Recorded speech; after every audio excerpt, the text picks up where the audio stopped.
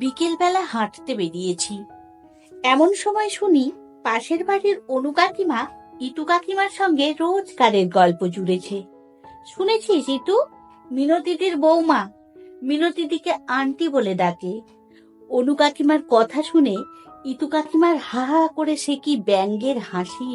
হ্যাঁ গো, জানি তো, সারা পাড়া জানে। কি কপাল দেখো! তাই বটে, একটা মাত্র ছেলের বউ, তাও তার মুখ থেকে মা ডাক শুনতে পেল না। এ দুঃখ কোথায় রাখে মিনতি গিন্নি?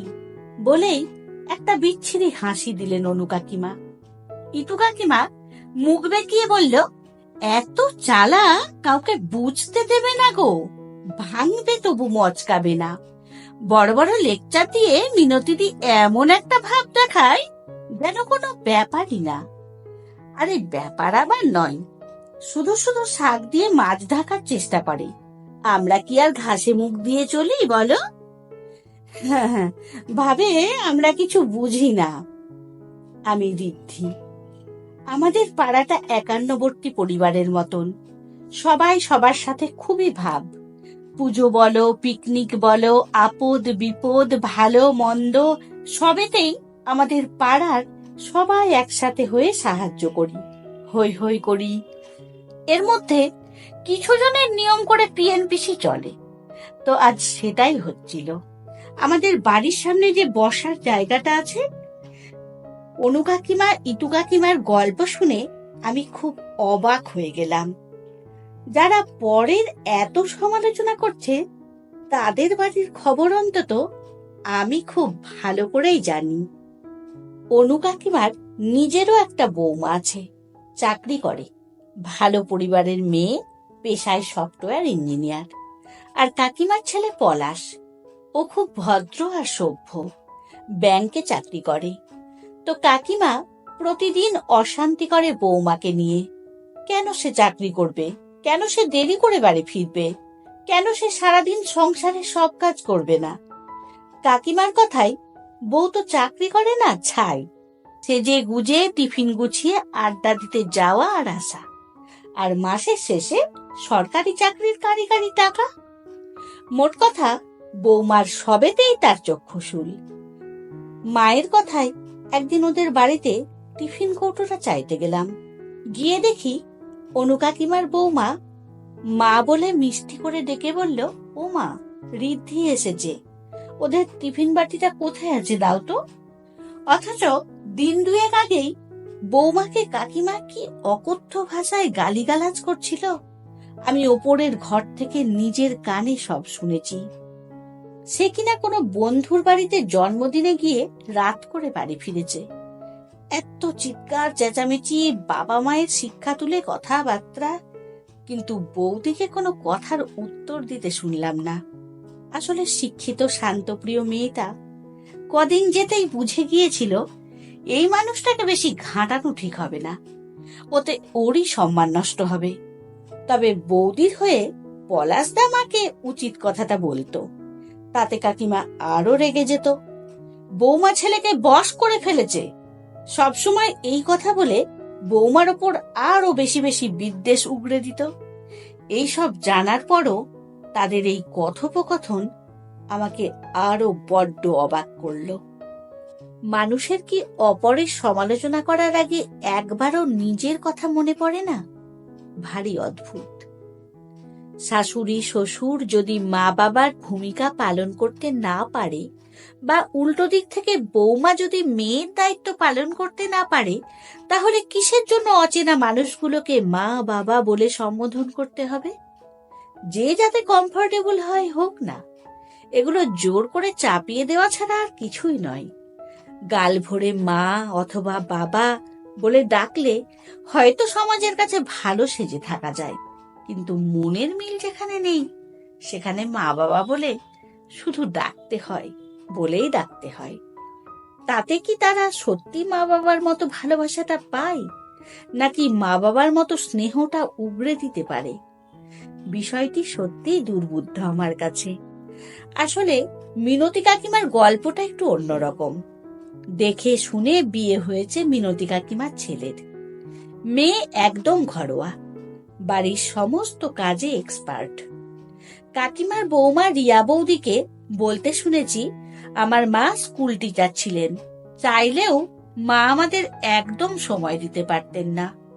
আর 5 জন মেয়ের মতো যত্ন করার সময়ও পেতেন না।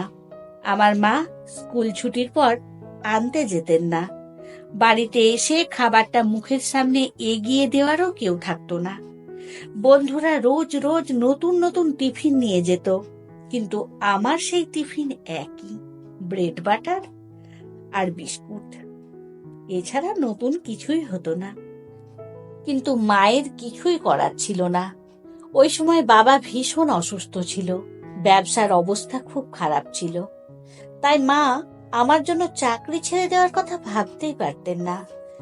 আক্ষেপ ছিল বৌদির, তাই পড়াশুনো ভালো করে শিখলেও চাকরিটা সে করতে চায়নি, একটা পরিপূর্ণ সংসার চেয়েছিল।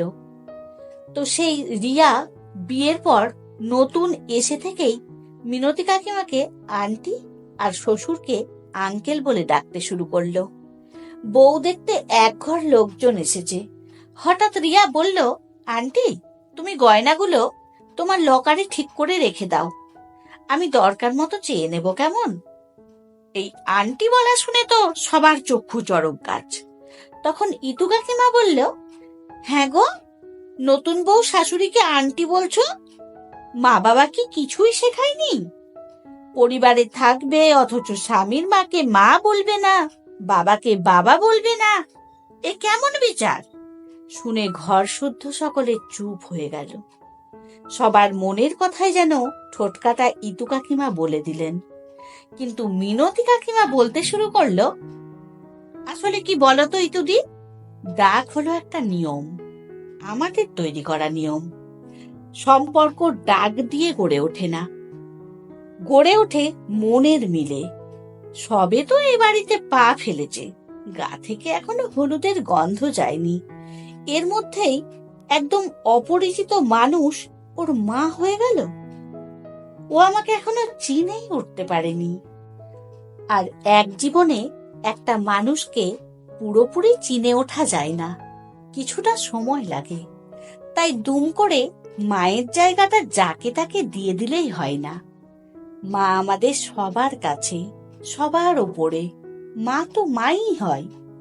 শুনেই ইতু কাকিমা মুখ ভার করে বললেন, তো তোমার এই বৌমা স্পেশাল নাকি গো? আমাদের বউরা তো এসে থেকেই মা বলে ডাকে, শুনে মনটা ভরে যায়। মিনতি কাকিমা হেসে বললেন, ইতুদি, আর এই তুমি তোমার বৌমার নামে সারা পাড়া গল্প করে বেড়াও, বৌমা ভালো নয়, অথচ সে তো তোমাকে মা বলে ডাকে। তোমার বৌমার সাথে কি তোমার সেই মধুর সম্পর্কটা আছে বলো? তুমি কি মেয়েটার মা ডাকের মর্যাদা দিতে পারো? মন থেকে বলো তো। শুনে সারা ঘরে পিন ড্রপ সাইলেন্স। রিয়া বৌদি খুব সুন্দর করে বলেছিল, জেঠিমা, বাপি, মামুনি, মা, বাবা, এগুলো তো একটা ডাক, বই তো কিছুই নয়। মুখে মধু আর অন্তরে বিষ নিয়ে সংসার হয়। মনের মিল, মতের মিল, ভালোবাসা, রেসপেক্ট থাকলে তুমি যে নামেই ডাকো না কেন, সেই সম্পর্ক সুন্দর থাকবে। আর গাল ভরা মা ডেকে যদি সেই মাকে বৃদ্ধাশ্রমে পাঠানোর বুদ্ধি আঁটি, তাহলে সেই মায়ের মা ডাক শুনে কি লাভ হবে বলেন তো? মা মেয়ের সম্পর্ক অত সহজ নয় জেঠিমা, তাই ওই ডাককে সহজে অপমান করতে চাই না। যেদিন বুঝবো দুজনেই আমরা মা নামের মর্যাদা রাখতে পারবো, সেদিন আন্টিকেও মা বলেই ডাকবো। ততদিন আন্টিও না হয় আমাকে বৌমা বলেই ডাকবেন। মিনতি কাকিমা বৌদিকে জড়িয়ে ধরে বললেন, মুখে মেয়ে বলবো, ভেতরে ভেতরে ওর খারাপ চেয়ে আমি অভিনয়টা করতে পারবো না। আমিও যেদিন বুঝবো জন্ম দেওয়াটা বাদ দিয়ে বাকি সব দিক দিয়ে আমি ওর মা হয়ে উঠতে পেরেছি, সব লিমিটেশনের ওপরে উঠে সত্যি সত্যি মেয়ে ভাবতে পারছি, ওর আনন্দে আনন্দ পাচ্ছি, ওর কষ্টে কষ্ট পাচ্ছি, সেরা জিনিসটা ওর হাতে তুলে দিয়ে তৃপ্তি পাচ্ছি, তখন আমি প্রাণ ভরে ওকে মেয়ে বলবো। ততদিন না হয় সুন্দর সম্পর্ক তৈরির প্রসেসটা ভালোভাবে চলুক। সবাই বরং প্রাণ ভরে আশীর্বাদ করুন, আমাদের ইচ্ছে যেন একদিন পূরণ হয়।